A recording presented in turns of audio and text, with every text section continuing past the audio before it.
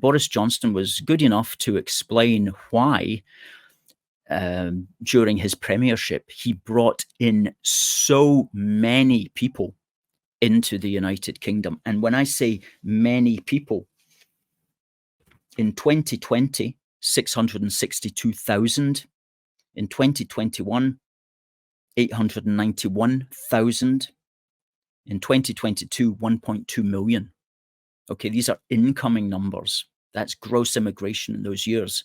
Well, let's hear what Mr. Johnston has to say for himself. It's a 2-minute video. You've got mass migration in this country, which under your watch spirals basically out of control. Let's you can understand why lots of Tories have deserted your party. Yeah, but let's deal with that, because it's perfectly true that when I was Prime Minister, migration went up and down. It went down dramatically during the pandemic. Of course it is. We knocked it all up.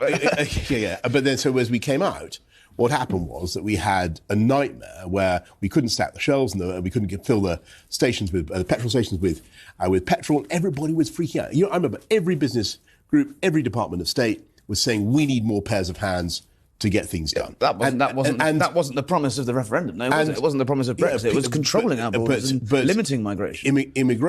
Inflation is a huge destroyer of prosperity, of investment. And you're too young to remember the 1970s. I remember it was absolutely appalling. And you get into an inflationary spiral, and it saps the strength of the economy completely. It saps people's prosperity. It's a disaster. But you can see so we had to get inflation down. And yes, I would accept that for that year, 2022, the numbers were very high. Partly because we also had the Ukrainians, we had, quite rightly, a lot of people from Afghanistan, a lot of people from Hong Kong. Plus, the Migration Advisory Committee said, well, we needed a lot of people to help with social care, we needed a lot of stack shelves and all the things. We need to keep inflation. They've never knowingly told shut the borders those guys. Now, of course, those decisions, in hindsight, we've learned, we can say, well, we got it wrong, or the MAC got it wrong, or I got it. I didn't actually authorise those. They were taken by. So you made it. But because of Brexit, we're able to get it right in future. So you can see why Brexit voters are confused by this, right? And when I was Prime Minister, that is an argument I believe we could have won with the public to explain why there was that abnormality, that post-COVID bump, and why Brexit enabled us to fix it. Oh my, so much wrong with that answer, where to begin. But basically what he's saying is that he allowed millions, well, let's say hundreds of thousands of people into the country in order to keep inflation low. Now, the theory there is that you bring in all of these people, so you have a surplus of labor so that wages are kept low, so that so that wages don't increase. Because if there's a wage increase, that goes through into prices and everybody's paying more money. So in order to keep prices low, you need to keep wages low. In order to keep wages low, you have to have a huge load of surplus labor, which is what he's essentially saying. That's why he opened the borders, in order to keep wages low, in order to keep inflation low. Well, and then he goes, in hindsight, that was wrong. Well, I mean, he's the leader of the nation and he's surrounded by meant to be the cleverest people in the country. Why didn't he just ask me? And I would have told him, that's not going to work, Boris. That's not going to work. If all you want to do is keep wages low, then here's another option. Why don't you just kill all the rich people, okay, so that you're not paying high wages to them? Oh my, that would definitely lower inflation. That's another option. I don't know if he ran that through the computer or not.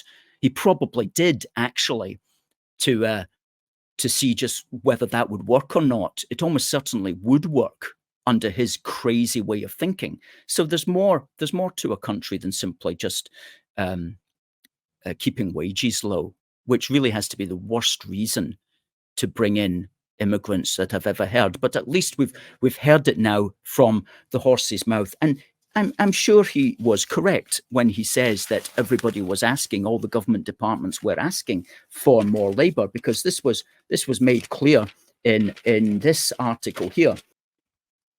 How Brexit Britain became Europe's most migrant-friendly country.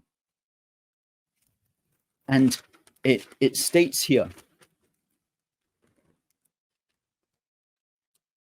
successive Home Secretaries who tried to get a grip on the problem of mass immigration have also had to contend with their own colleagues. One former Tory Home Office advisor says that the Cabinet would agree in the abstract that numbers need to come down, but each Secretary of State would make their case for a variety of exceptions. The Department of Health and Social Care was always in need of more nurses and care workers. The Department for Business, Energy and Industrial Strategy wanted more hospitality staff. The Department for Environment, Food and Rural Affairs wanted more fruit pickers. The Department for Education wanted more foreign students. The Ministry of Defence wanted more visas for Afghan citizens. The list went on and on.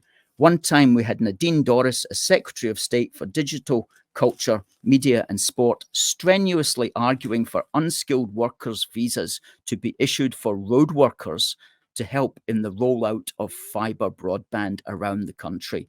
He adds, we managed to see that off because they couldn't get around the minimal language requirements.